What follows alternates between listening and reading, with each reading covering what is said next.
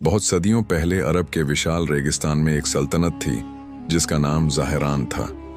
चारों तरफ दूर दूर तक सुनहरी रेत के टीले फैले हुए थे। दिन में सूरज इतनी तेज चमकता था कि रेत आग की तरह चमकने लगती थी और रात में चांदनी ऐसे फैल जाती थी जैसे किसी ने चांदी बिखेर दी हो। इस सल्तनत का बादशाह मलिक ज़ैद बिन खालिद था। वह बहादुर होने के साथ साथ बहुत समझदार भी था। उसकी आंखों में हमेशा रेगिस्तान के रहस्यों को जानने की चाह रहती थी। ज़ाहरान का शहर एक नखलिस्तान के पास बसा हुआ था। वहां खजूर के पेड़ थे, मीठे पानी का एक चश्मा था और दूर दूर से आने वाले काफिले वहां ठहरते थे। रहस्यमयी रात। एक रात बादशाह अपने महल की छत पर खड़ा रेगिस्तान को देख रहा था। ठंडी हवा चल रही थी और चांदनी रेत के टीलों पर चमक रही थी। उसी समय महल के दरवाजे पर एक बूढ़ा बदुई पहुंचा। उसके कपड़े धूल से भरे हुए थे और चेहरा लंबे सफर की थकान से भरा था। सिपाहियों ने उसे पकड़कर बादशाह के सामने पेश किया।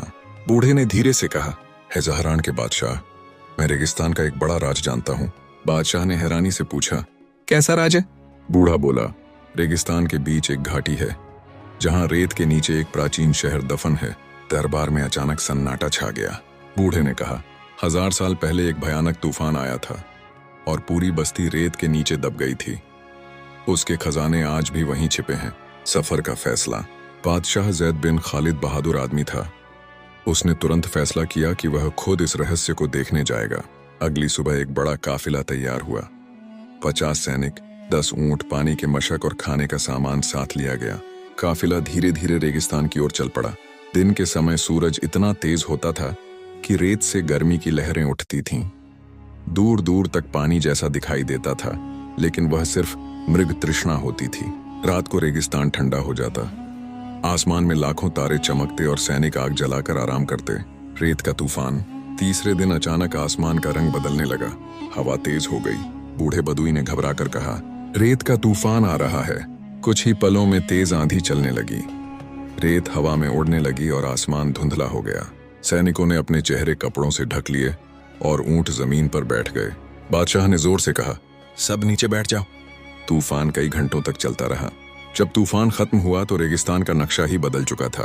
कुछ रेत के टीले हट गए थे और जमीन के नीचे से पत्थर की दीवारें दिखाई देने लगी थीं। बूढ़े बदुई ने धीमी आवाज में कहा, हम पहुंच गए। दफन शहर। रेत हटाने पर एक बड़ा पत्थर का दरवाजा दिखाई दिया। उस पर प्राचीन नक्काशी बनी हुई थी। दरवाजा खोला गया। अंदर एक पूरा शहर था, लेकिन खामोश और उजड़ा हुआ। टूटी हुई इमारतें, पुराने बाजार और सुनसान गलियां। बादशाह हैरान रह गया। यह सचमुच एक शहर था। शहर के बीचों बीच एक बड़ा महल खड़ा था। जब वे महल के अंदर गए तो दीवारों पर पुराने चित्र बने हुए थे जिनमें एक प्राचीन बादशाह दिखाई देता था। बूढ़े बदुई ने कहा, कहते हैं यह शहर बहुत अमीर था, लेकिन इसका बादशाह घमंडी हो गया था और खुद को सबसे बड़ा समझने लगा था। खजाने का कमरा। महल के नीचे एक गुप्त कमरा मिला।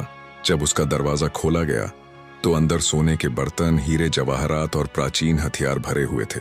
सैनिक खुशी से चिल्ला उठे, लेकिन बादशाह ज़ैद बिन खालिद शांत खड़ा था। उसने कहा, यह खजाना नहीं, यह एक सबक है। सैनिकों ने पूछा, कैसा सबक?